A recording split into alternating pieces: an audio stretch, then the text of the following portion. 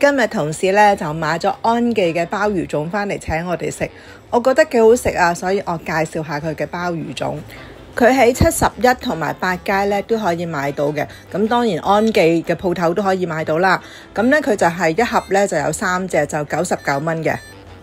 我覺得佢嗰個包裝好好啊，咁佢咧有啲錫紙咧就包住隻粽啦，咁同埋佢唔需要擺雪櫃㗎，佢寫明咧係真空包裝咧，常溫保存，即係唔需要擺入雪櫃。咁你食嗰陣時咧就擺入去整翻熱，即係成個錫紙擺落個熱水嗰度烚翻熱就 OK。咁當然佢有個保存日期啦，唔可以超過啦。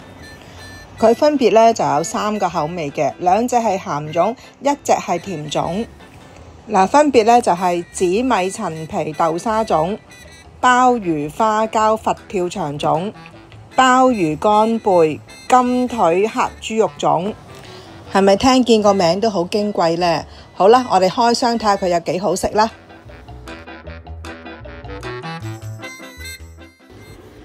嗱，佢個包裝咧打開就係咁樣啦，咁佢用錫紙包住啦。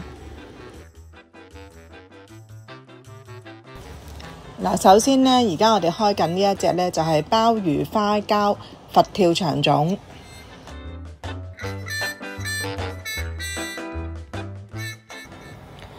我哋打開咗隻粽之後呢，就見到佢黐住啲粽葉啦，咁以為隻粽好腍身唔好食啦，其實唔係，原來我哋烚得太耐啊。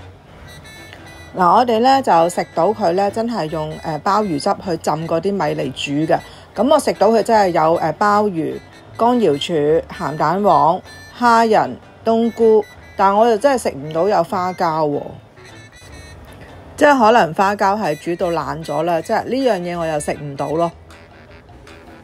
佢仲有栗子、五花腩，最重要呢就係嗰隻粽嗰啲米呢，佢唔會腍身啦，同埋啲味道調到啱啱好，呢個好好食啊，所以我推介。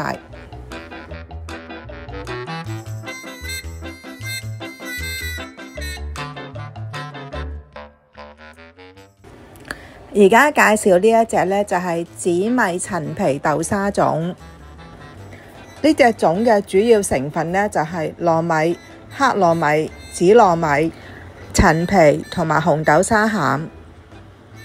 咁但係呢一隻呢，佢好濃郁嘅陳皮味，呢個係相當好食。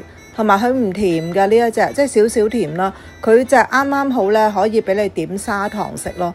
呢個真係都一絕啊！呢個陳皮味係好香，好好食。佢啲黑糯米同紫糯米又撈埋一齊，煙煙韌韌咁樣，真係呢個好味啊，都係推介嘅。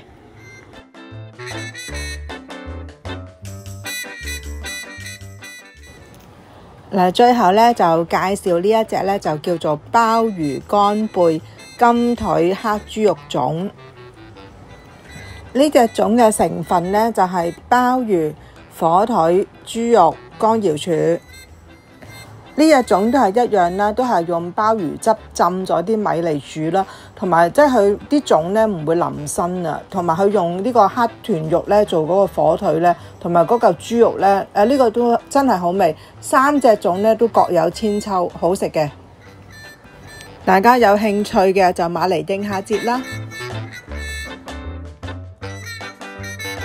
多謝各位收睇我嘅頻道，如果鍾意我嘅頻道嘅，就幫我 like、subscribe 同埋分享啦。我哋下條片見，拜拜。